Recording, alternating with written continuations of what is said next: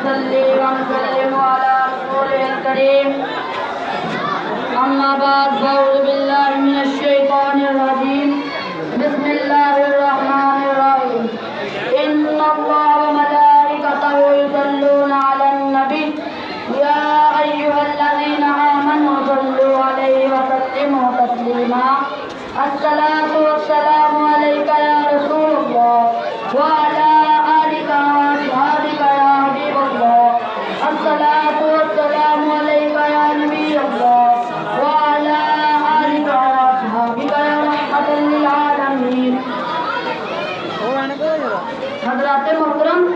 حضرت آمینہ رضی اللہ تعالی عنہا فرماتی ہیں جس دن سے سرکار دو عالم صلی اللہ علیہ وسلم میرے پیٹ میں مہمان بن کر آئے، میں نے اپنے اندر عجیب سی تبدیلیاں محسوس کی. ان دنوں میں عورتیں جو بوجھ اور تکلیف محسوس کرتی ہیں اس کا مجھے قطعاً احساس محسوس نہ ہوتا. ان دنوں میں اگر کوئی پتھر یا کنکر میرے پاؤں کے نیچے آتا تو وہ روئی کی طرح نرم ہو جاتا.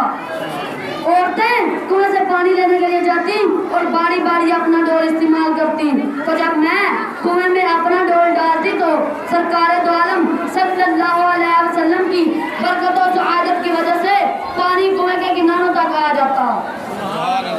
ہر طرف خوشبو نبی پھیل گئی. حضرات محترم، حضرت آمینہ رضی اللہ تعالی عنہا جن دنوں امانت نبوت کی امین ہوئی تو ان دنوں میں آپ سے خوشبو آیا کرتی تھی. مکہ کی عورتوں میں یہ بات چل نکلی سردار مکہ کی بہو عطر استعمال کرتی ہے، اور یہ بات حضرت عبد المطلب رضی اللہ تعالی عنہ تک پہنچی تو انہوں نے اپنی اہلیہ اور سرکار دو عالم صلی اللہ علیہ وسلم کی دادی صاحبہ سے کہا کہ تم آمینہ کو بلا کر پوچھو اور سمجھاؤ کہ ان دنوں میں خوشبو استعمال نہ کرے. سرکار دو عالم صلی اللہ علیہ وسلم کی دادی صاحبہ فرماتی ہیں میں نے کئی دفعہ سوچا ہے کہ آمینہ کو بلا کر پوچھوں، لیکن آج کل اس کی شخصیت میں ایسا جلال ہے تو مجھے اس سے یہ بات پوچھنے کی ہمت نہیں پڑتی.